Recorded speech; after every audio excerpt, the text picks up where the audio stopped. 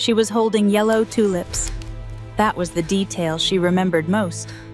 Yellow tulips for the man she was going to marry in 3 weeks. She let herself into his parents' house through the side door, the way she always did. She was early. She wanted to make a good impression. She always wanted to make a good impression. She was halfway down the hallway when she heard his voice behind the closed study door. Low, urgent, not the voice he used with her. She stopped. She did not mean to listen. Don't hang up, Nora, please listen But to then me. she heard the word that changed everything. Baby. Not her baby. Not their baby. Another woman's baby. She stood in that hallway with yellow tulips in her hand, and she heard the man she loved explain to his mother exactly how he planned to keep his pregnant wife a secret long enough to marry someone else. She did not move. She did not breathe. She just stood there while the tulips fell from her hand, one by one onto the floor. And in that moment, everything she thought she knew about her life, her future, and the man she trusted completely, collapsed. But here is what she did not know yet. The wife already knew about her, and the two of them were about to become each other's greatest ally. Lesson statement. This is a story about what happens when a man builds his life on the silence of women who were never going to stay silent forever. If this story already has you holding your breath, you are exactly where you are supposed to be. Stay with us. This one goes places you will not expect. And if you have ever trusted someone completely and discovered you were seeing only the half they chose to show you, this story is for you. Hit the like button if you are already feeling something. Leave a comment and tell us, did you see it coming? Subscribe so you never miss a story like this one. And share it with someone who needs to hear it today. We are just getting started. The floorboard creaked. That was the first thing. A single creak beneath her left foot, in the hallway of a house she had walked through dozens of times. She stopped, shifted her weight. The sound died. Down the hall, behind the closed study door, a voice kept talking. Garrett's voice. Nora Callahan stood perfectly still in the hallway of her future in-laws' home and listened without meaning to. She had arrived 30 minutes early. She did this sometimes, brought flowers, tried too hard, had always tried too hard with Diane Whitfield, who smiled at her, the way you smile at a draft coming under a door. Tolerant, patient. Waiting for it to stop, the side door was unlocked, the way it always was on Sunday afternoons. Garrett had told her, years ago, to just let herself in. You are practically family already, he had said. She had held that word, family, like a warm stone in her palm. The flowers were tulips, yellow, Garrett's favorite. She was halfway down the hallway toward the kitchen when she heard it, his voice behind the study door, low, urgent. Not the warm, easy Garrett she knew, the other one, the efficient one, the voice he used on the phone when he did not know she was listening. She should have kept walking. She knew that later. She should have made noise, announced herself, walked straight to the kitchen, and put the tulips in water and waited.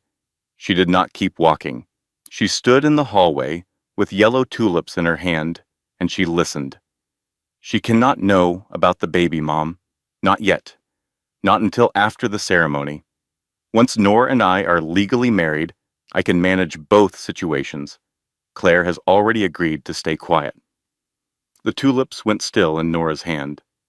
Garrett, this is getting complicated, said Diane, not alarmed, conversational, the way she talked about traffic or a delayed flight. It is fine. Claire knows what our arrangement is. The baby complicates the timeline, but it does not change the plan. Frank Whitfield said something low and indistinct. Garrett cut him off. Dad, I have handled this. I just need everyone to hold steady for 3 more weeks.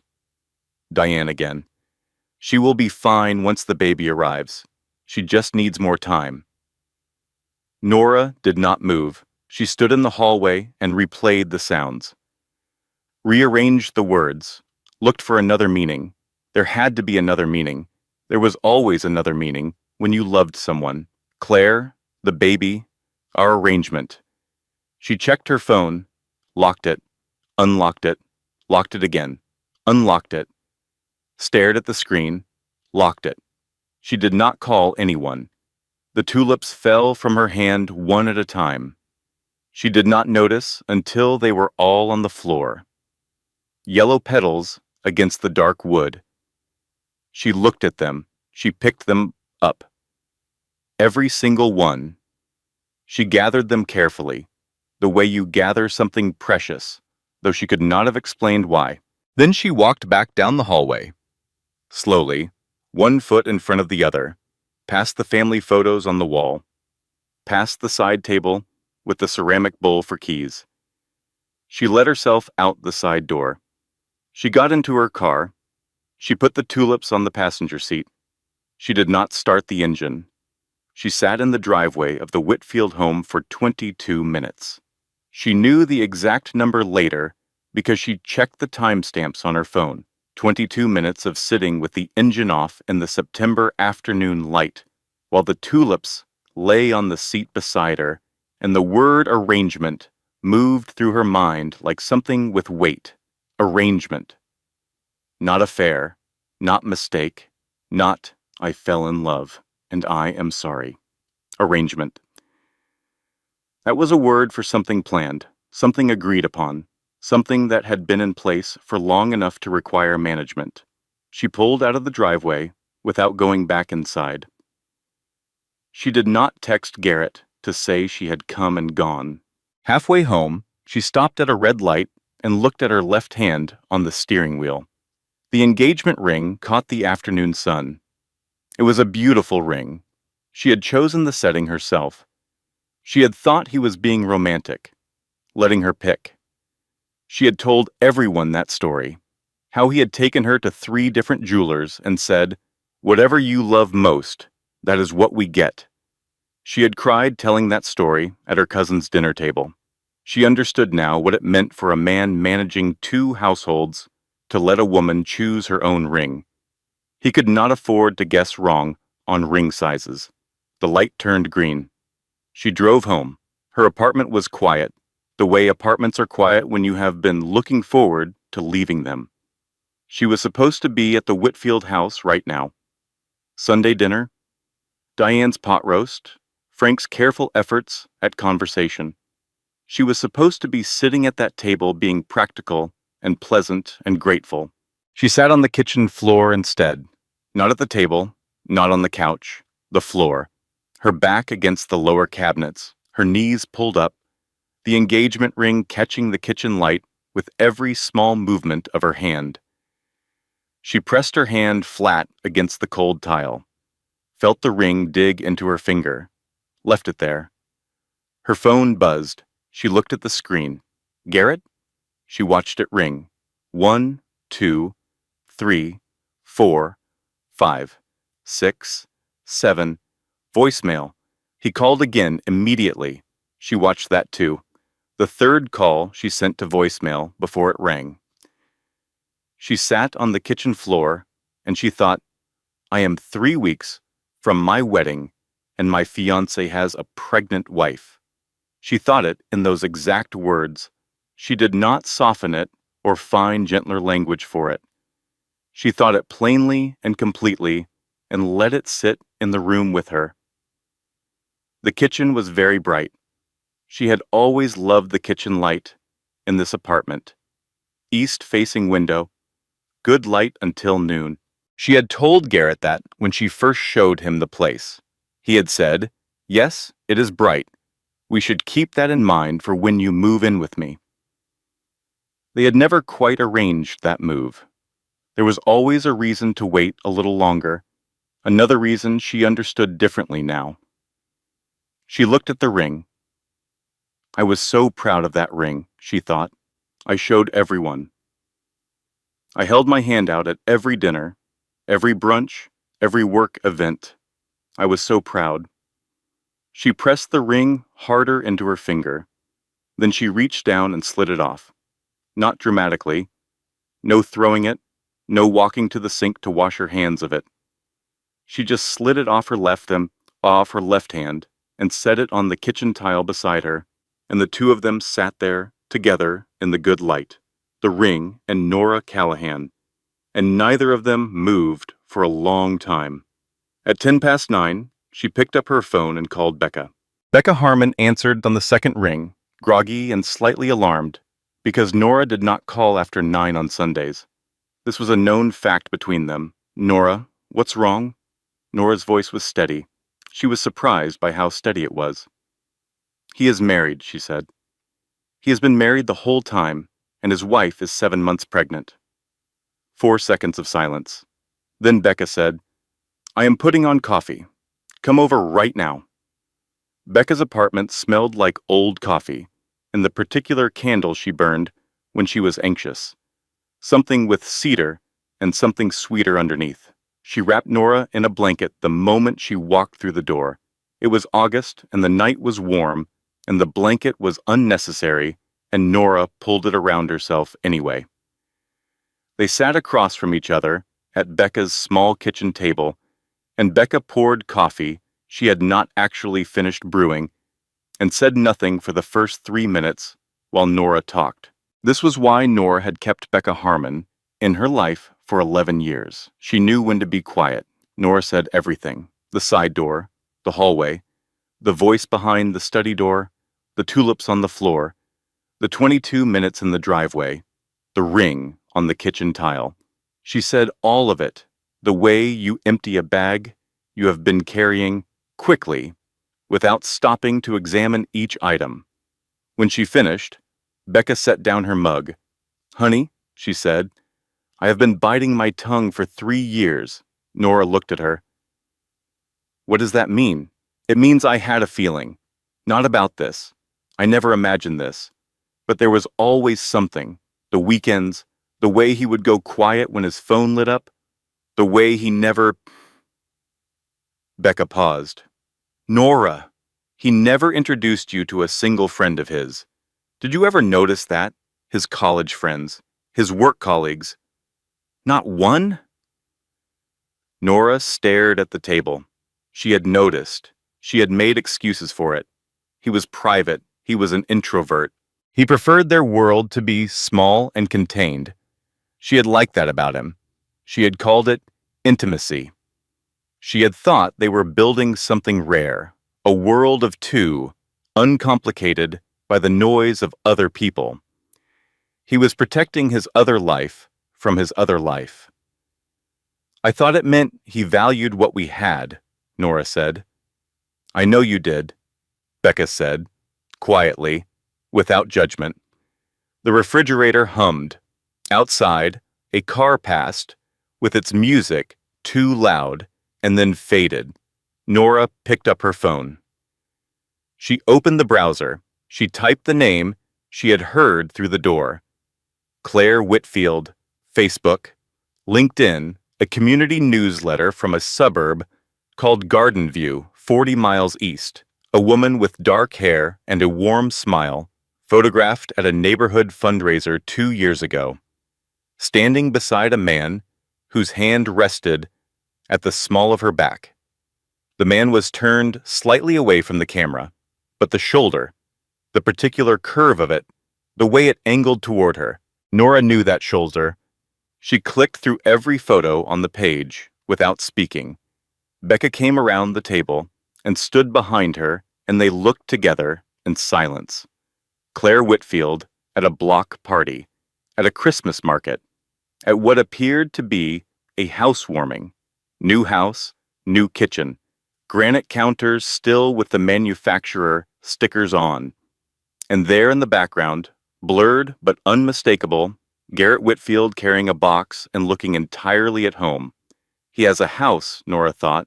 He has a neighborhood newsletter. He has a life I was never supposed to know about. She searched the county records database. It took 4 minutes to find.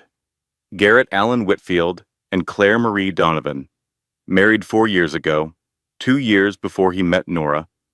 14 months before he proposed to Nora at the restaurant she had pointed out 6 times, the one she had always wanted to go to, the one he had remembered, and she had been so moved that he remembered. She had cried at that proposal, happy tears. She had been crying the happy tears of a woman who was already, legally, the other woman. She had told the proposal story at every dinner party for a year. The ring came off at 3:17 in the morning. That was the time on the phone when she finally set it on Becca's kitchen table and looked at it and said, "He proposed to me while he was already married to someone else." "Yes," said Becca. "He is not my fiancé. He never could have been my fiancé. The whole thing is—" "Yes," said Becca again. "I was dating a married man. I was engaged to a married man. My entire relationship is built on a crime." Becca refilled her coffee. She did not offer empty comfort. She did not say it will be okay, or you could not have known. She just refilled the coffee and sat back down and let Nora have the truth of it without softening the edges. That was a gift, though Nora could not feel it as one yet. At 4 in the morning, Nora said, "I need to find her." The wife. "Yes. She is 7 months pregnant. Becca, she is about to have his baby. She does not know about me. She needs to know." Becca was quiet for a moment. "Are you sure that is what you want to do?" "I am not doing it for me," Nora said. "I am doing it because someone should have done it for me." Becca drove her home at sunrise. They sat in the car outside Nora's building in the early morning light, and Becca said, "What are you going to do first?" Nora looked at her building, the east-facing windows, the good morning light she had loved so much. "Sleep," she said. "Then find her." She got out of the car, stood on the sidewalk, looked back through the window at Becca, who was watching her with the expression of a person who loves someone and cannot do the hard part for them. "Becca," she said. "Yeah, I know what I heard. I know what I found." She said it quietly, flat and certain. "I am not crazy, and I am not wrong." "No," Becca said. "You are absolutely not." Nora went inside. She did not sleep. She sat at her kitchen table with her laptop open and the ring in the center of the table, and she made a list. She had always made lists when she did not know what to do next. Practical Nora. Organized Nora. The woman who color-coded her calendar and kept a running grocery list on her phone and had not missed a dentist appointment in 12 years. The list had one column, what I know. She wrote everything down. By 5:30 in the morning, the list covered 2 pages. At 6, she closed the laptop. She looked at the ring, then she looked at the wall above the table, where she had hung a print she bought at a market 3 years ago. A simple thing, a single line of trees in winter, bare branches, gray sky. She had bought it because it felt quiet, and she had thought it would be nice to look at in the mornings. She had shown it to Garrett, and he had said, "It is a little bleak for a kitchen." She had kept it anyway. She looked at it now. The bare branches, the gray sky. She thought, I should have paid more attention to what I kept anyway. She went to bed at 6:15. She lay in the dark, with her eyes open for an hour. Then, somewhere around 7 in the morning, on the first day of her new life, she fell asleep. She drove to Garden View on a Tuesday morning. She had taken a personal day from work for the first time in 2 years. She told her manager she had a family matter. This was technically true. The drive took 47 minutes. She had the address from the county records, a street name she had never heard of in a suburb she had never visited. She drove through neighborhoods that looked like every neighborhood in a certain radius of the city. Ranch houses, mature trees, the particular Saturday morning tidiness of streets where people had lived for a long time. She found the house. Wraparound porch, window boxes, a car in the driveway with a yellow bumper sticker she could not quite read from the street. She parked across from it and turned off the engine and sat. This was the house Garrett had come home to for 4 years. This was the street he knew. These were the neighbors who waved at him. This was the kitchen where his coffee was made, and the bedroom where his suits were hung, and the porch where he sat in the evenings when he told Nora he was traveling for work.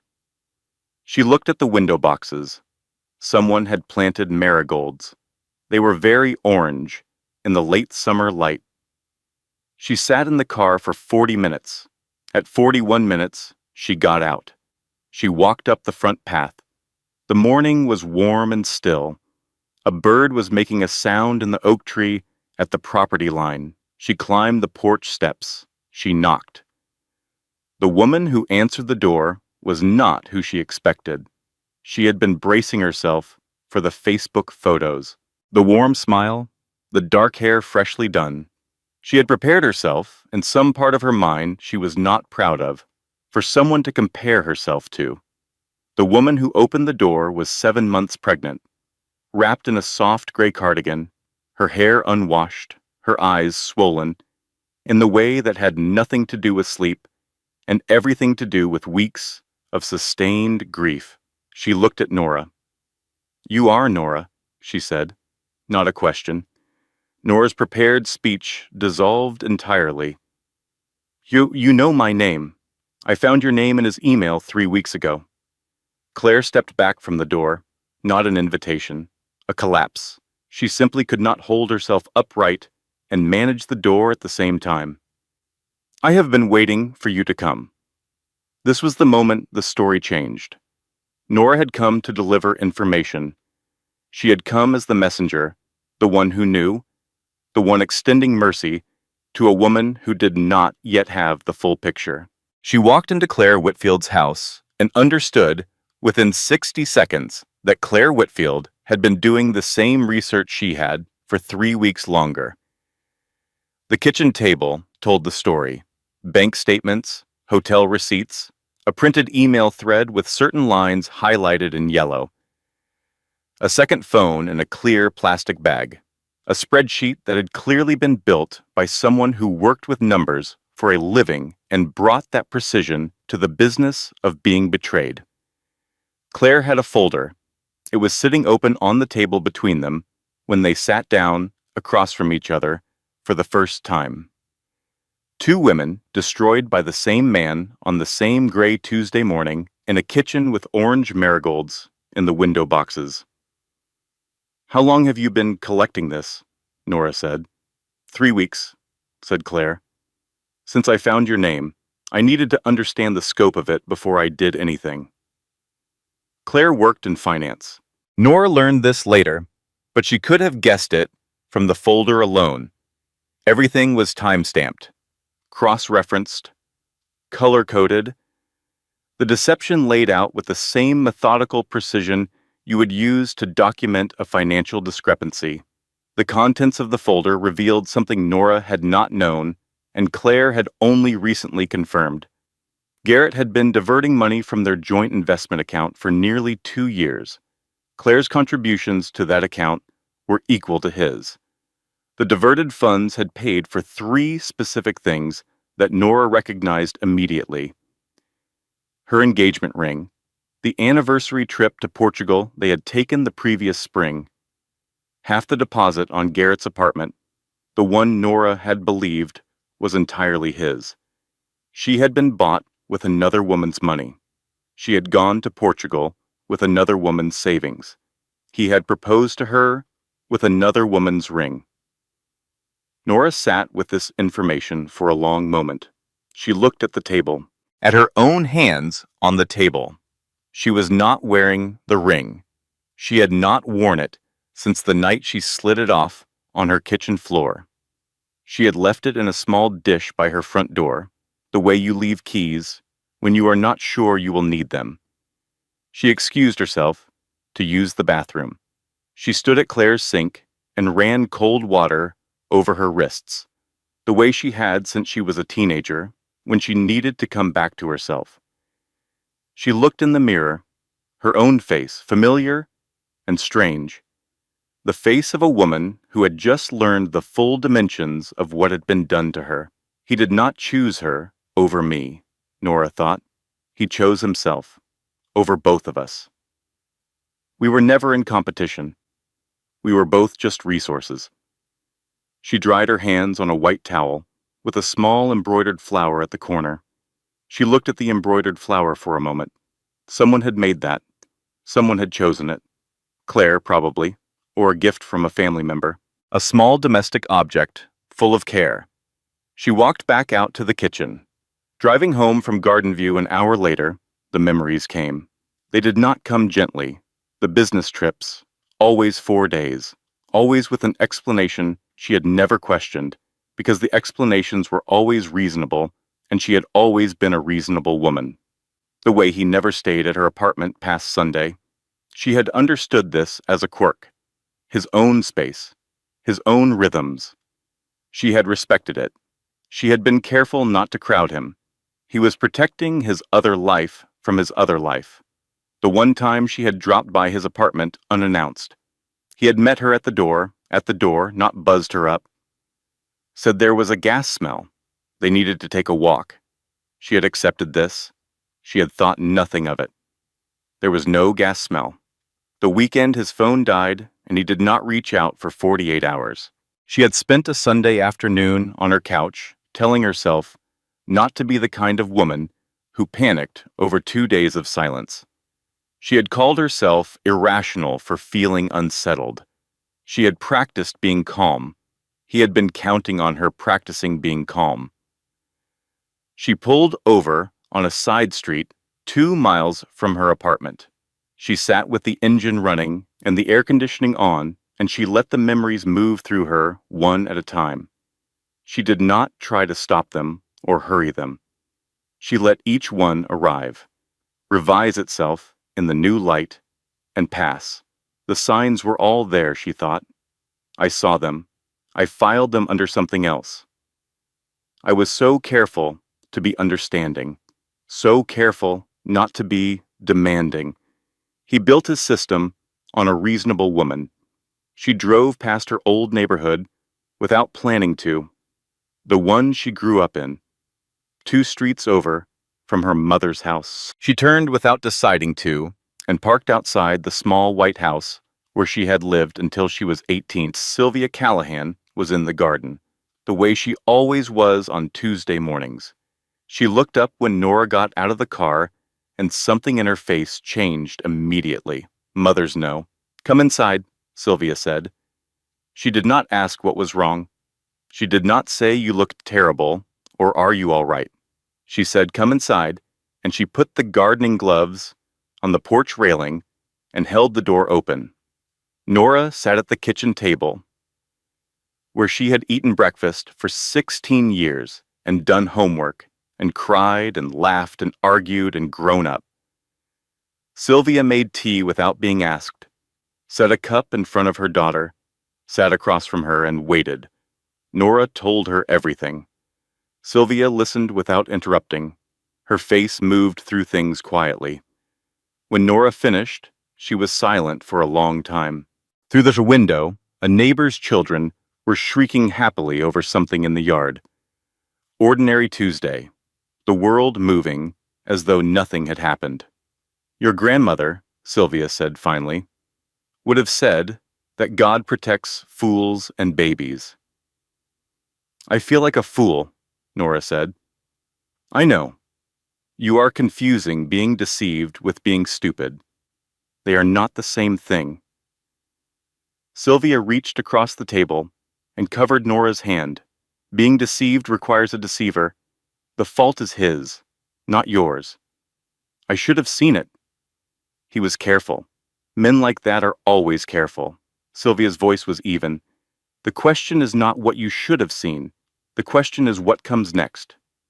Through the window, one of the neighbor's children fell and started crying. The crying lasted about 15 seconds. Then it stopped. Then the shrieking started again. Nora looked at her mother's hand over hers. "I'm going to be okay," she said. She was testing the words to see if they were true. Sylvia squeezed her hand.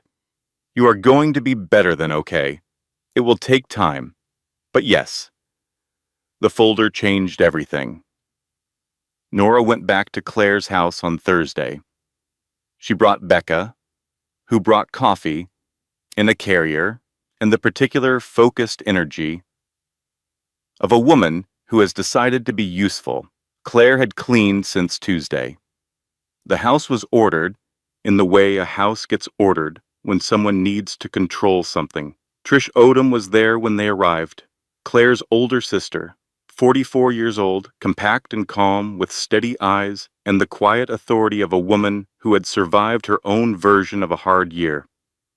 She shook Nora's hand with both of hers and held it for a moment. "Thank you for coming to her," Trish said. "I did not know what else to do," Nora said. "Most people in your position would have run." They sat around Claire's kitchen table. The folder was open again. Becca looked at the spreadsheet for 30 seconds and said nothing, which for Becca meant she was working very hard at containing a strong reaction. Claire walked them through the numbers with the quiet precision of someone who has rehearsed the explanation enough times that the emotion has been temporarily sanded off it. The diversion had started 22 months ago. Small transfers at first, then larger ones as the second household costs grew. The engagement ring had cost $12,000. Claire's half of the joint account contribution in the relevant quarter was $9,000. Becca set down her coffee. The Portugal trip. 6 nights, business class on Nora's birthday, because he had said he wanted her birthday to be special. $11,000 total. The account records showed a withdrawal of that exact amount 4 days before the trip. "He took you to Portugal with her savings," Becca said. She was not speaking to anyone in particular. "Yes," said Claire. "And the ring." "Yes." Becca looked at Nora. Nora looked at the table. There was a particular kind of anger that arrived quietly, not a wave, a tide coming in. Slow and enormous and not stopping. Nora felt it begin at the edges of her chest, moving inward. "He bought me with her money," she thought. "He proposed to me with her ring. He took me to Portugal with the money that was supposed to be for their child." She excused herself to use the bathroom. The same white towel with the embroidered flower. She did not run the cold water this time. She just stood at the sink and breathed for a moment, looked at her own face. She was not going to cry. The crying had been for a different stage. She was past the crying stage now. She was in the anger stage. This was, she realized, much better. She walked back to the kitchen table. "I need to know everything," she said. "Whatever is in that folder. I need to understand all of it." Claire looked at her. Then she turned the next page. For the next 2 hours, they went through it together. Trish refilled the coffee, and Becca took notes on her phone, and Nora and Claire sat across from each other and dismantled Garrett Whitfield's double life with methodical thoroughness. By the end, the picture was complete. 4 years of marriage to Claire, 3 years of relationship with Nora, 2 years of financial diversion, 1 engagement, a baby due in 7 weeks, and 1 man who had believed he could manage all of it. He was counting on the women being too embarrassed to compare notes, Becca said. She said it almost to herself, but everyone heard it. Claire looked up. "He built his whole system on shame," Becca continued. "He assumed if you two ever found out about each other, you would both be too humiliated to talk to each other. He assumed the other woman and the wife would never be in the same room."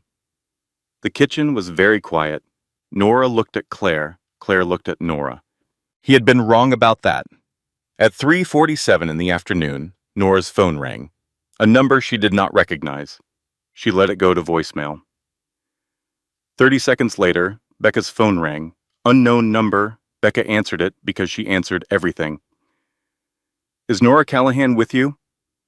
The voice on the other end was controlled and even. Tell her to stop what she is doing.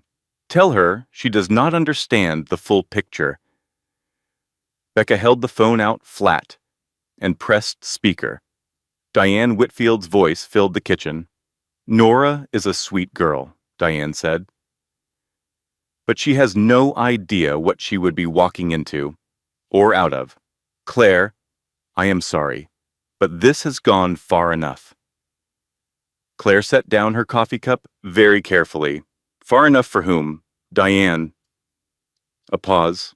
For everyone. You came to my baby shower, Claire said. Her voice was very flat, like a road with nothing on either side. You sat in my living room, and you ate the cake I made, and you gave me a gift for this baby, and you knew. You knew the entire time he was engaged to another woman, and you ate my cake, Diane said. Claire. Leave us alone, Claire said. Do not call this number again. She ended the call, set the phone face down on the table. 4 women sat in a kitchen with orange marigolds in the window boxes. She has known from the beginning, Claire said. His mother has known and enabled him from the beginning. No one spoke. A lawnmower started somewhere down the street. The refrigerator hummed. A clock somewhere in the house measured out the seconds. Trish reached across the table and covered Claire's hand. Nora looked at Becca. Becca looked back at her. Something had shifted in the room. It was not Hope yet. Hope was further away. But something had shifted. The particular shift that happens when something formless becomes something with edges. Something you can pick up and work with.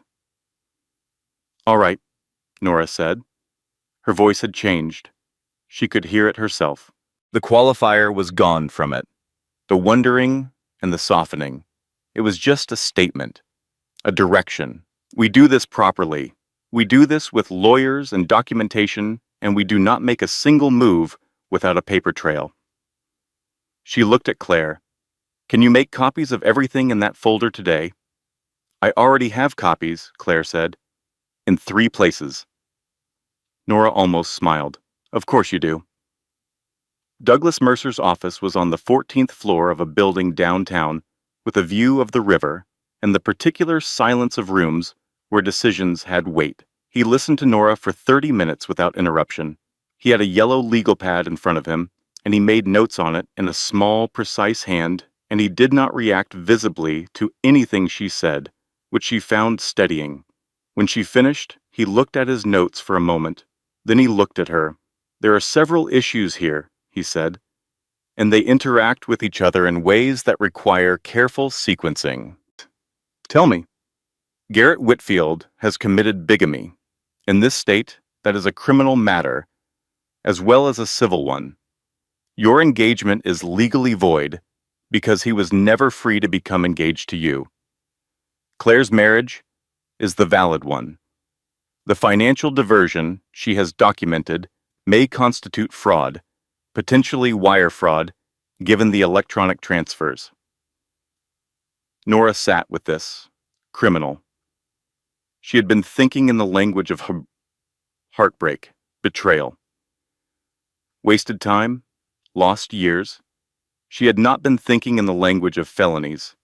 What does that mean for Claire? She asked. It means she has significant legal standing.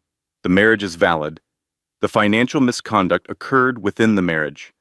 The baby establishes ongoing financial responsibility. Douglas set down his pen.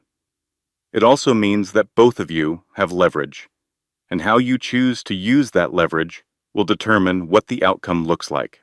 What are our options? He told her. She listened carefully. She asked 3 questions. He answered them without impatience. When she left his office 40 minutes later, she stood on the sidewalk in the early afternoon heat and called Owen. Her brother's phone rang twice. He answered the way he always did, with her name, no greeting. Nora. He committed a crime, she said. Against both of us. Against a pregnant woman. Owen's silence was 5 seconds long. Where is he right now? Owen said. I don't know. Owen, I'm not going to do anything. I know you're not. I'm telling you because you're my brother, and I needed someone to know. Another pause. What do you need from me? She thought about it, standing on the sidewalk, with the traffic noise around her and the afternoon sun on her face, and the clarity that had been arriving in small increments since Tuesday. Just be available, she said. That is all? Just be available. Always, he said. She walked back to her car. That evening, she did what she always did when she was overwhelmed. She reorganized. Not the kitchen drawers. She had done those last month. She started with the closet, took everything out, and spread it across the bed, and stood in the middle of the bedroom in the September evening light and sorted it. Keep, donate, throw out. At the very back of the closet, in a dry cleaning bag she had not opened since she picked it up, was the dress she had bought for the rehearsal dinner, navy silk. She had spent 3 weeks looking for it. She had tried on 14 dresses. She had brought Becca and Sylvia on separate trips, and then come back alone on a Saturday afternoon to make the final decision. She had loved it when she bought it, had hung it in the back of the closet to keep it safe until the week before. She held it in the dry cleaning bag, still in the plastic, still safe. She set it on the donate pile. Then she went back to the closet and kept sorting. At 11:47 in the evening, her phone rang. A number she did not recognize, but which turned out to belong to a man named Paul, who worked at Garrett's firm and who had apparently been carrying something for 3 years and could not carry it anymore. I need you to know I did not know about his wife, Paul said. His voice was tight, uncomfortable, the voice of a person making a call they had rehearsed. I knew there was a complicated situation. He told me it was an open arrangement. I believed him because it was easier to believe him. I am sorry. Why are you calling me now? Nora said. A pause. Because his wife went to HR this morning. She filed a financial misconduct report. It is going to be investigated. I wanted to apologize before everything became public. Nora sat down on the edge of the bed next to the donate pile. She went to HR, she said. This morning. First thing. Nora ended the call. She sat in the quiet of her bedroom, with the organized closet open in front of her, and the donated dress on the pile, and the keep items hung neatly in a row.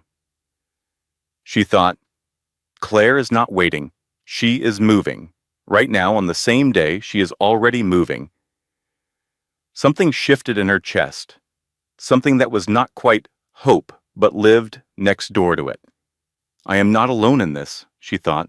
We are doing this together. Her buzzer sounded at 12:15 in the morning. She looked at the security camera feed on her phone. Garrett's face, slightly distorted by the wide-angle lens, looking up at the camera, knowing she could see him. Nora, he said through the intercom. His voice was different than the efficient voice behind the study door, different than the warm, easy voice she had known for 3 years. This voice was something else, something she had not heard before. Nora, please. You do not understand what you are doing. You do not understand what we have. I can explain everything if you would just let me explain. Please, Nora. She counted. He stayed on the intercom for 40 seconds. She turned the screen off. She went back to the closet and kept sorting until 2 in the morning, when everything was organized and labeled and in its right place, and the only sound in the apartment was the refrigerator hum and the distant sound of the city and her own breathing, steady and certain. I deserved better than this, she thought, plainly, without performance, just as a fact. I deserved better than this, and so did she. Trisha's house was in a different suburb, smaller, older, full of Trisha's things. Family photos crowded the hallway walls. A child's drawing was held to the refrigerator with 3 magnets. The furniture was mismatched in the way that means someone has lived there long enough to stop caring about matching. It felt like an honest house. They met there on a Friday evening. Claire had been staying with Trish since Wednesday. Nora arrived at 6 with nothing in her hands because she had started a sentence about bringing wine and then stopped because wine seemed wrong and flowers seemed wrong, and she had not been able to determine what was right. So she had come empty-handed. Trish opened the door and said, "I'm glad you came." They sat in the living room, Claire on the couch with a pillow behind her back, the way she had started sitting everywhere, and Nora in the armchair across from her. Trish disappeared into the kitchen and made noise there with purpose, giving them room. For the first 5 minutes, they did not speak. The clock on the wall ticked. Somewhere in the house, a television was on low. Outside, a dog barked twice and stopped. Claire said, "Can I ask you something?" "Yes," said Nora. "Did he tell you he loved you?" "Every day," Nora said. She looked at her hands. "Did he tell you?" "Every day." The room held this for a moment. "I keep going back through them," Claire said. Her voice was careful, the way you carry something fragile. All the times he said it. "I keep trying to figure out which ones were real and which ones were performance. I keep trying to separate them out." She paused. "And then I realized I cannot. I have to let the whole thing go, all of it, even the parts that felt real, because I cannot know which parts were." "He contaminated them," Nora said. "That is the worst part. You cannot keep the good memories. He poisoned every single one of them just by being who he actually was." Claire looked at her. "Yes," she said. "That is exactly it." Outside, the dog barked again. Once, then silence. They sat with the silence for a moment. It was not a comfortable silence, but it was an honest one. It had weight and shape. It was the silence of 2 people who were not going to pretend things were anything other than what they were. Nora's phone buzzed. She looked at it and turned it face down. Garrett, the 6th call today. She had not answered any of them. Claire's phone buzzed at the same moment.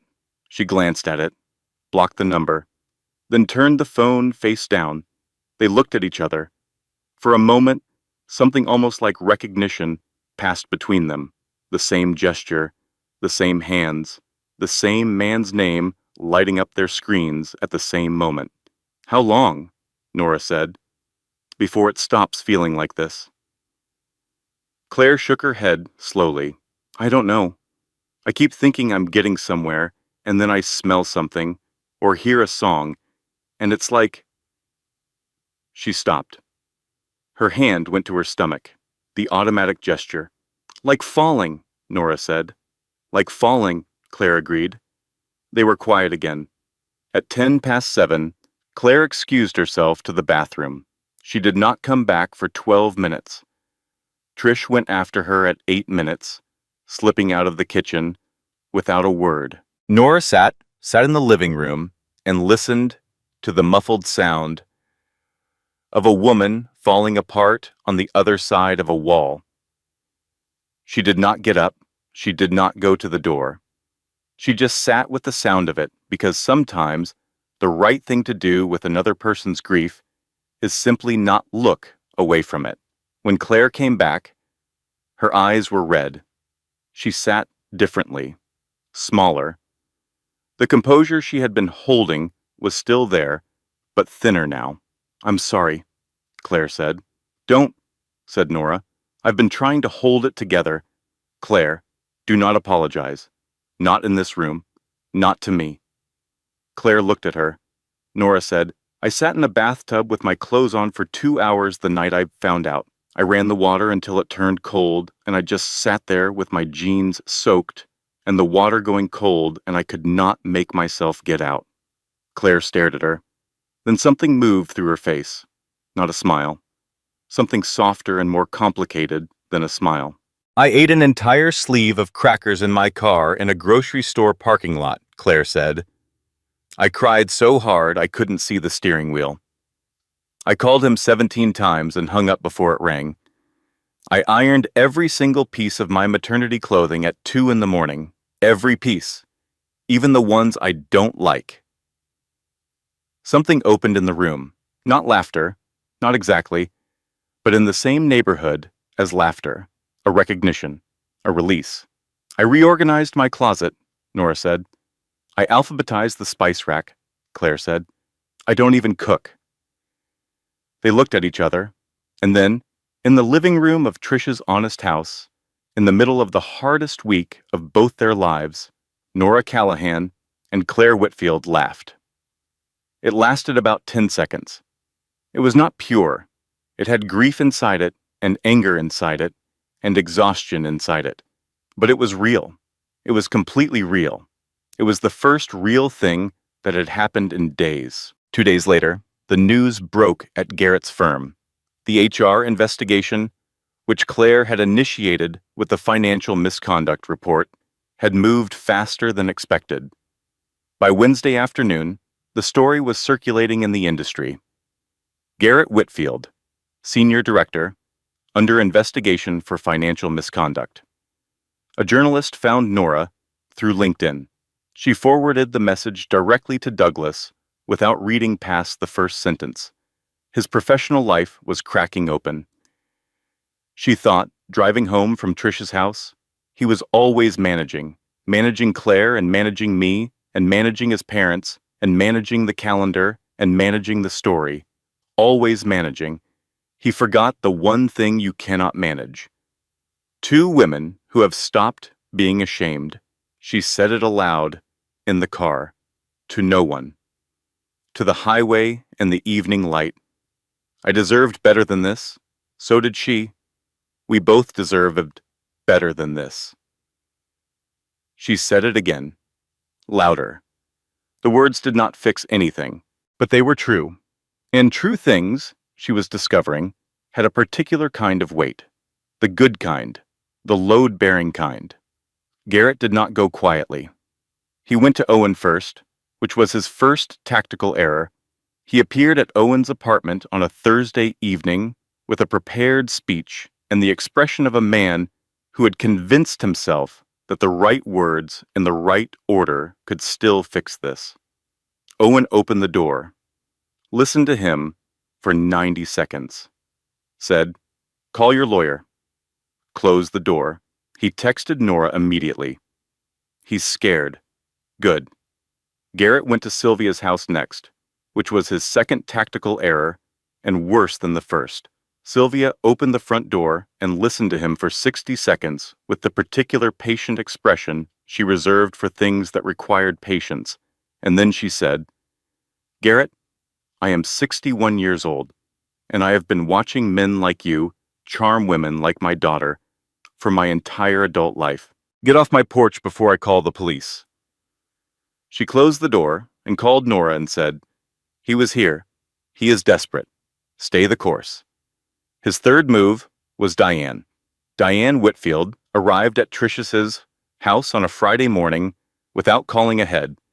She stood on the front porch in pressed linen and controlled hair and the particular composure she had been perfecting for 63 years. Trish opened the door and did not step aside. "She does not want to speak to you," Trish said. Diane's voice was even. "What she wants and what is best for that child. You do not get to say the word child to me," Trish said. "You knew. You watched your son do this to my sister for 4 years. You came to her baby shower. Diane, you sat in her living room and you ate the cake she baked and you held up the little yellow onesie and said, 'Oh, how precious.' And you knew he was engaged to another woman and you ate her cake and you said how precious." Diane said nothing. "My sister almost had a breakdown this week. She is 7 months pregnant. She has not slept more than 3 hours at a stretch in 2 weeks. And you are standing on my porch in your linen blouse, talking about what is best. Trish's voice did not rise. It went in the opposite direction, quieter and more final. Leave. Do not come back to this house. She closed the door. She told Claire later, and Claire sat at the kitchen table and pressed both hands flat on the surface and breathed for a moment. Then she said, "Thank you." "You do not thank me for that," Trish said. "That was free." Meanwhile, Nora was at the grocery store. It was her first ordinary errand since everything. Tuesday evening, basket in hand, she had a list. Because she always had a list, and she was working through it with the specific focus of a person who is managing themselves carefully. Bread? Yes. Eggs? Yes, the coffee she liked. Yes.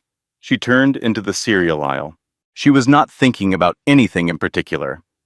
She was looking at the rows of boxes in the ordinary way you look at things when you are just a person buying cereal on a Tuesday.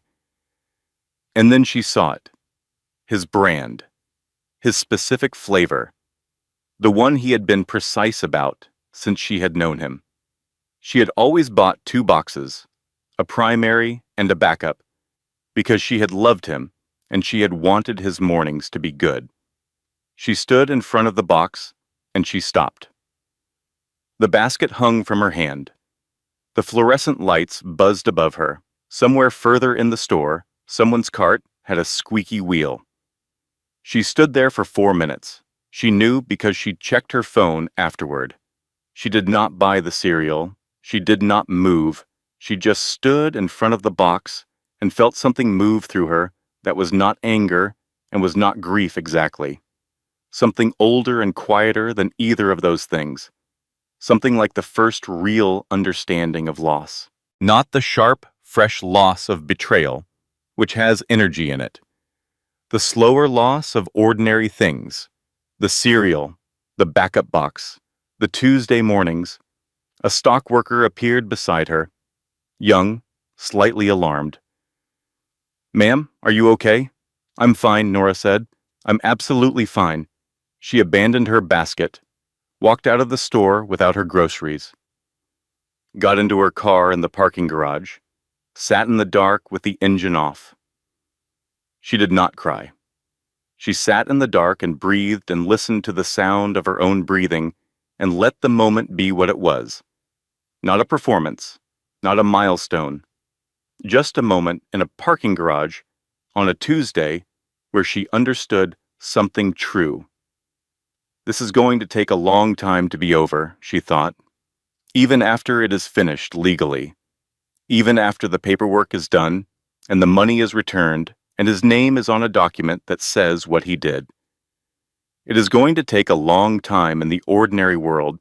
The cereal aisle and the Tuesday evenings and the small accumulated habits of loving someone are going to take the longest to go.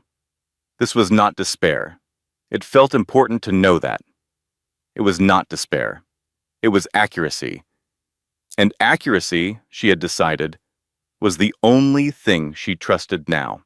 She sat in the parking garage for 15 minutes. Then she started the engine, drove to a different store, bought her groceries, went home, made dinner for herself, ate it at the kitchen table, thought I just made dinner for myself and ate it at my own table, in my own kitchen, and I am going to be all right. She called Claire after dinner. They had started doing this, checking in. Brief calls, not about the legal process or the strategy or the folder. Just checking in. In. "How are you?" Nora said. "Tired," said Claire. "The baby is doing this thing at night where she moves constantly between 2 and 4 in the morning, like she knows something is happening and she is agitated about it. She probably does know something is happening. Babies know everything," Claire said. "That is what I have decided. They just cannot say it yet." Nora thought about this. A small person inside a person, aware of the turbulence, unable to speak it. She is going to be incredible, Nora said. She better be, said Claire. After all this, Douglas called with the settlement offer on a Thursday morning. Nora was at her desk at work, where she had been managing to be present and functional for the past 2 weeks through a combination of discipline and the particular usefulness of having something specific to do. He called her desk phone. She picked up. Garrett's attorney has been in touch, Douglas said. He wants to settle, privately. He is offering full repayment of the diverted funds plus a penalty amount in exchange for both you and Claire agreeing not to pursue criminal charges. And if we decline, then the bigamy charge proceeds, which in this state carries up to 5 years of potential incarceration. What is the penalty amount? Douglas told her. It was significant. More than she had expected. He is scared, Nora said. Extremely, Douglas said. There was the faintest suggestion of professional satisfaction in his voice. I need to talk to Claire before we respond. Of course. But there is one more element. He has agreed, in principle, to everything. But his attorney says he is resistant to one specific term. Which term? The written acknowledgement, a formal documented admission of the bigamy, signed and filed. Nora was quiet for a moment. The acknowledgement had been Claire's condition. Sandra Marsh, Claire's attorney, had insisted on it, not for the criminal record, for the permanent record, so that any woman who came after them and did her due diligence could find it, so that the truth had somewhere to live permanently. Tell Douglas that the acknowledgement is not negotiable, Nora said. I know, Douglas said. I wanted to make sure you agreed before I communicated it. If he does not sign the acknowledgement, we proceed criminally. Understood? She called Claire from the parking lot at lunchtime.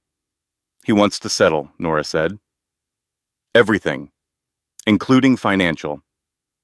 But he is pushing back on the acknowledgement. A pause. Of course he is, Claire said. The money he can replace eventually. The acknowledgement is permanent. That is why it matters. Sandra's position? My position, Claire said firmly. Sandra articulated it, but it is mine. Then we hold. We hold, Claire agreed. They waited 4 days. Douglas called back on Monday with the answer. Nora was standing at her kitchen window when the call came. Outside, it had started to rain. The soft, steady September rain that made the streets look washed. She watched the rain on the glass and waited. He agreed, Douglas said. All terms, including the acknowledgement. She pressed her hand flat against the cool glass. She could feel her own heartbeat in her palm. All of it, she said.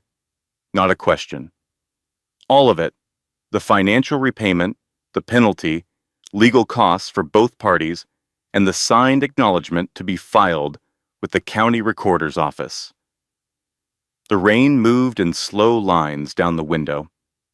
She thought about Claire. 7 months pregnant, 3 weeks away from giving birth, building a life in her sister's upstairs apartment on a financial foundation that was about to be restored. She thought about the baby who moved between 2 and 4 in the morning. She thought about the folder on the kitchen table and the embroidered towel and the cereal aisle and the parked car in the dark of the parking garage. She thought, it is done. Not over, not healed, not fixed in the way that means nothing happened, but done in the way that means what was taken has been accounted for, and what was done has been admitted, and the truth has somewhere permanent to live. I deserved better, she said, quietly, not to Douglas, to herself, to the rain on the window, and I got it. Douglas, professionally, did not respond to this. I will draw up the final agreement, he said. You will need to review it and sign, then we are done. Thank you, Douglas. Thank you for being a prepared client, he said, which was the highest compliment Douglas Mercer knew how to give. She called Claire immediately. The phone rang 3 times, which was unusual. When Claire picked up, her voice was different, entirely different, compressed and concentrated, and lit from inside with something enormous. "I'm at the hospital," Claire said. "Do not worry. Everything is fine. I am fine. She just decided she did not want to wait any longer." Nora sat down on the kitchen floor. Same floor, same tile. "She," Nora said. "She," Claire confirmed. And her voice had changed so completely that it was almost a different person's voice. Everything that had been hard and guarded and careful and strategic in it for the past weeks was simply gone. "She is here. She is so small. She is so—" Claire stopped speaking. Through the phone, Nora heard it. Small, urgent, brand new. The sound of a person arriving in the world. She sat on her kitchen floor, with her back against the cabinets, and her knees pulled up, and the phone pressed against her ear, and she listened to that sound. The rain moved down the window. The refrigerator hummed. The clock on the wall ticked. The world kept going, the way it always did. The way it did, even in the middle of the hardest things and the best things. She listened to the baby cry. The baby's name was Marin, 6 pounds, 4 ounces, born on a Wednesday evening in the first week of October, 3 weeks before she was expected, with a full head of dark hair and an expression, according to Trish, of someone who had arrived specifically to audit the situation. Nora sent flowers the next morning. She called the florist, the same one who had cursed Garrett in the sympathetic shorthand of a woman who had heard too many versions of this story. She said, "I need something for a woman who has been through something enormous and just had a baby. The most beautiful thing you have." The florist sent white dahlias and pale yellow roses and a card that said, in Nora's handwriting, "She is going to be extraordinary. So are you." She did not visit. Not yet. That would be too much, too fast, and Nora had become very precise about what was too much and what was the right amount and when. She signed the settlement agreement 11 days after Marin was born. Douglas walked her through each page. She read everything. She did not sign anything she had not fully understood. She initialed the page that contained the acknowledgement, which named Garrett Allen Whitfield, and described his actions with the unambiguous clarity of legal language. She signed the last page. Douglas said, "That is it." She put the pen down on his desk, looked at the signed document, thought about the woman who had sat on a kitchen floor with tulips in her hands and an engagement ring catching the light. She was still that woman. But she was also someone else now. Someone who had gone through a thing and come out the other side with her character intact, and something in her spine that had not been there before. 3 weeks after the signing, Nora did something she had not done in 3 years. She made plans that did not involve Garrett Whitfield's calendar. She opened a browser on a Tuesday evening and booked a flight to Edinburgh. 7 nights.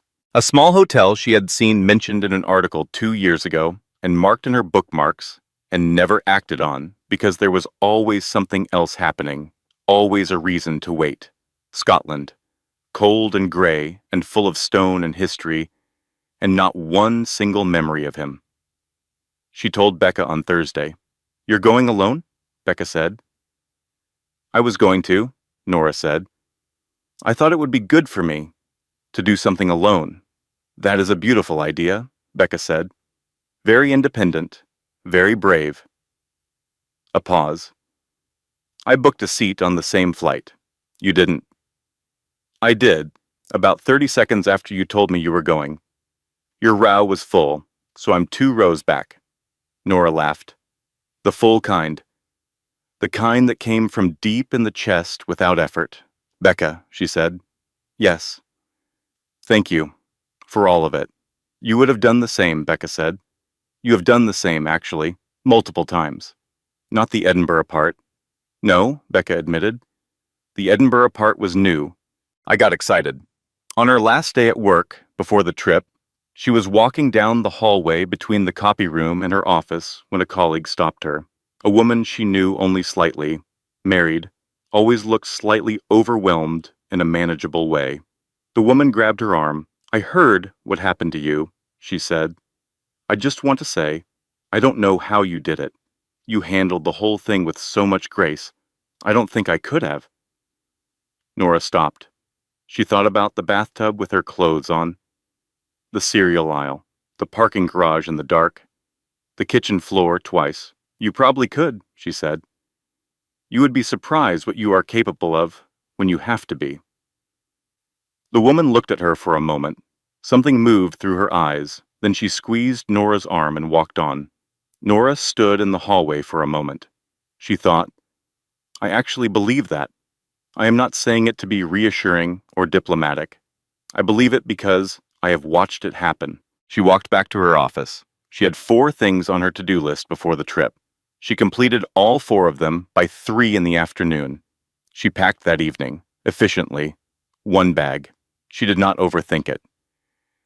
Claire sent a photo at 9 that night. Maren Whitfield, 5 weeks old, on a yellow blanket in a patch of morning light from the nursery window of the upstairs apartment at Trish's house. Eyes squeezed shut, small fists curled, entirely asleep and entirely uninvested in the drama that had preceded her arrival by approximately 39 weeks. Nora stared at this photo for a long time. She saved it to her camera roll. Put it in a folder she labeled with the date. She typed back, "She's perfect." Claire replied, "She really is. She wakes me up at 3 in the morning, and I don't even mind." Nora put the phone down and finished packing. Edinburgh was gray and cool and full of stone. She loved it immediately. She and Becca walked everywhere for 7 days. They ate in small restaurants and drank in old pubs and climbed the Royal Mile in the rain and stood on Arthur's seat in the wind and said very little of substance for long stretches of time, which was the best kind of travel. On the 3rd night, in a pub where no one knew their names, Becca finally asked, "How are you, actually?" Nora turned her glass. The fire in the corner was doing what pub fires do, which is make everything feel more honest. "I'm not okay yet," she said. "I want to be clear about that. I'm not going to say I'm fine, because I am not completely fine, but I'm something better than not okay." She paused. "There is a word I cannot quite find for it." "Getting there?" Becca offered. "Not quite. It is more like," she considered, when you have been carrying something heavy for so long that you stop noticing, and then someone takes it, and you feel your own arms again." Becca looked at her for a moment. "Yeah," she said. "I think that is actually what okay is. That is the real version." Nora looked at the fire. He thought he was choosing, she thought. He thought he was in control. 2 women, 2 lives, 2 futures running parallel on a schedule he managed. But he was not choosing. He was avoiding honesty and commitment and the full weight of being a real person to someone. And the thing about avoidance is that eventually, everything you are running from catches up and arrives at the same moment. I thought I had been robbed, she thought. I thought I lost 3 years. But what I lost was a man who was never fully present in my life. What I got back is the space he was taking up. It turned out to be a significant amount of space. She thought about what she was going to do with it. She did not have a complete answer yet, but she had ideas. The ceramics class she had signed up for on a Thursday evening, starting next month. The trip to the West Coast she had been thinking about for years. The kitchen she was going to repaint in a color she had loved for 2 years and not acted on because Garrett had said it was too dark. It was going to be a deep teal. She had the paint chip in her bag. She looked at Becca. "I think I'm going to be good," she said. "Not right away, but eventually. I think I am going to be really good." "You are already," Becca said. 6 months later. The legal proceedings were entirely complete. The acknowledgement was filed in the county recorder's office, where documents live permanently, available to anyone who looks. The money had been transferred, verified, and confirmed by both attorneys. Douglas had sent a final letter that said, in his precise, understated way, "This matter is now fully resolved." It had been among the most satisfying letters he had written in 22 years of practice, though he did not include that in the letter. Garrett Whitfield's professional life had not recovered. The HR investigation at his firm had resulted in his departure, which the industry had noticed in the specific way that industries notice these things, quietly and permanently. His name, attached to those search terms, appeared in certain results in ways that could not be unmade. His mother had sent Claire a letter. 4 paragraphs, controlled language, a version of apology that protected itself on every side. Claire read it once, put it in a drawer in the nightstand, and closed the drawer. Perhaps she would respond someday. Perhaps she would not. She had decided that she did not owe that decision to a timeline. Maren Whitfield was 5 months old.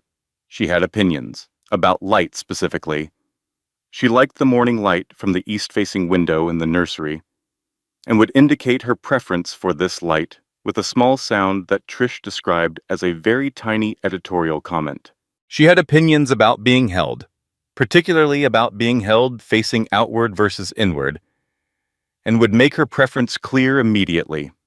She had strong opinions about a particular rattle that had originally belonged to Trish's youngest child, and which that child had been attempting to reclaim with 0 success. Claire was tired, in the bone-deep, accepting way of new mothers. She was also, and she tracked this carefully because she was a careful person, happier than she had been a year ago. Not in spite of what had happened, she would not let the narrative be that simple.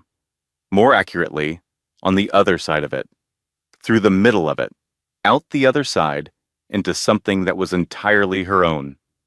She had gone back to work part-time. The firm had held her position. She worked from the upstairs apartment in the mornings when Maren slept, with a cup of coffee and the east-facing window and the sound of Trish's house below her. It was, she thought, a very specific kind of peace, the kind that only exists because something else has ended. Nora met her for coffee on a Saturday in March. They did this occasionally now, this strange friendship that could not have existed in any other version of their lives. They met at a coffee place that was neither of their neighborhoods, which felt right, neutral ground that became their ground. Claire arrived with Maren in the carrier, the solid, warm weight of her pressed against Claire's chest, completely asleep in the particular way of babies in carriers who trust their mother's heartbeat entirely. They ordered coffee. They sat by the window. They talked about ordinary things for a few minutes. Work, the upstairs apartment, Trish's youngest's ongoing campaign to reclaim the rattle. Then Nora asked, "How are you doing?" "Actually." Claire considered it. She looked out the window. A man was walking a very old dog down the sidewalk with the patience of someone who has accepted a slow pace as the correct pace. "I am building something," Claire said. "I do not know exactly what it is yet. I do not have a complete picture, but the materials are mine, all of them, the work, the apartment, Maren, the choices I make every morning." She paused. "For the first time in 4 years, nothing I am building has a hidden foundation. It is all the way down mine." Nora looked at her. "That is the thing," Nora said. "Isn't it? He gave us both that. We did not ask for it, but we have it. Marin stirred slightly in the carrier, made a small sound, resettled. Claire looked down at her, the automatic look. The one Nora had noticed every time she had seen them together. The look that contained everything. She has no idea, Claire said, about any of it. Good, said Nora. She will someday. Someday, Nora agreed. But not now. Right now she just gets morning light and the rattle and you. Claire smiled. The real one. Not the managed one she wore when things were hard. The real one. Nora walked home. From the coffee shop, through the neighborhood, in the early spring afternoon. The kind of March day where the temperature could not quite commit, but the light was trying. Thin and bright and full of the specific hopefulness of early spring, which has always been less about warmth and more about the angle of the light. She stopped at a flower stall. She needed flowers for the kitchen. She had made a ceramic piece last week at the Thursday evening class, a wide low bowl in a dark glaze, and she had put it on the kitchen table and decided it needed flowers in it. She had been thinking about what kind. She looked at the buckets along the front of the stall. Roses, dahlias, anemones, ranunculus, and then, in the bucket at the end, yellow tulips. She picked them up. She stood there with the yellow tulips in her hand, and she felt the specific memory rise, the hallway, the floorboard, the voice behind the closed door, the tulips falling one at a time onto the dark wood floor. She stood with it. She let it be there. And then she paid for the tulips. They were just flowers. They had always been just flowers. She was not going to let him have tulips. She was not going to let him have yellow or spring or a flower stall on a Saturday afternoon. She was not going to let him have that. She carried them home. She put them in the ceramic bowl on the kitchen table, the one she had made with her own hands on a Thursday evening, in a studio where the light was good, and the instructor was patient, and the clay did what she told it to do eventually, after enough tries. The tulips were yellow against the dark glaze. She looked at them. She thought about the kitchen floor, both times she had sat on it, the ring on the tile, the phone against her ear in the dark, listening to a baby cry. She thought about the bathtub and the parking garage and the cereal aisle and the rehearsal dinner dress going to the donate pile, and Douglas's careful voice on the phone saying, he agreed, all of it. She thought about Becca 2 rows back on the plane and the pub in Edinburgh and what okay actually is. She made coffee. Sat down at the table. The morning light was coming through the east-facing window the way it always had, the way it had every morning since she moved in, the way it would continue to do regardless of what happened in the rooms where it fell. The paint chip for the kitchen was still in the junk drawer. Deep teal. She had bought the actual paint 2 weeks ago. It was sitting in her closet waiting. She was going to do it next weekend. She had already watched 4 videos on how to tape and cut properly. She looked at the tulips in the bowl she had made. Ready, she thought. Not for anything specific. Not for a plan or a timeline or a next chapter. Just ready. The way a room is ready after it has been properly aired out. Lighter, more itself. Outside, the city was doing what it always did on a Saturday morning. The sounds of it came through the window. Traffic and voices and a dog and somewhere, someone's music. The ordinary noise of ordinary life being lived by people who were not thinking about her at all, which was exactly right. Somewhere 40 miles east, in an upstairs apartment with good morning light, Marin Whitfield was 5 months old and entirely unaware that she had been born at the precise intersection of 2 women's courage. She did not know about the folder, or the attorney, or the acknowledgement filed in the county recorder's office. She did not know about Edinburgh, or the cereal aisle, or the parking garage, or the bathtub, or the yellow tulips. She knew morning light. She knew her mother's heartbeat. She knew the rattle. She knew being held. This was enough to know.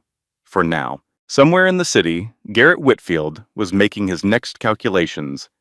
He was a man who had always been making calculations. It was the only way he knew how to live. He would make them again with someone else, in some new arrangement. This was almost certainly true, but there was a document now, in the county recorder's office, available to anyone who looked. He had signed it himself.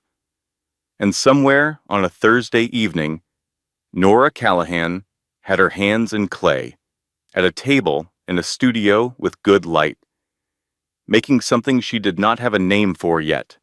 Not a bowl. She had made the bowl, not a cup. She had made two of those, something new, something she could not see the shape of until her hands found it. The instructor came by and looked at the clay on the wheel and said, "What is it going to be?" Nora considered this. "I don't know yet," she said. "That's usually when the best things happen," the instructor said. She went back to her table. Nora put her hands back into the clay and turned the wheel and let her hands find what they were looking for. The light in the studio was exactly right. She was not thinking about any of it. She was just making something, and it was enough. It was completely enough. Closing disclaimer. The story you have just heard was carefully researched, developed, and manually edited by our team, crafted with intention to bring you narratives that reflect real emotional truths, meaningful lessons, and the quiet strength that lives inside every difficult chapter. Thank you for being here.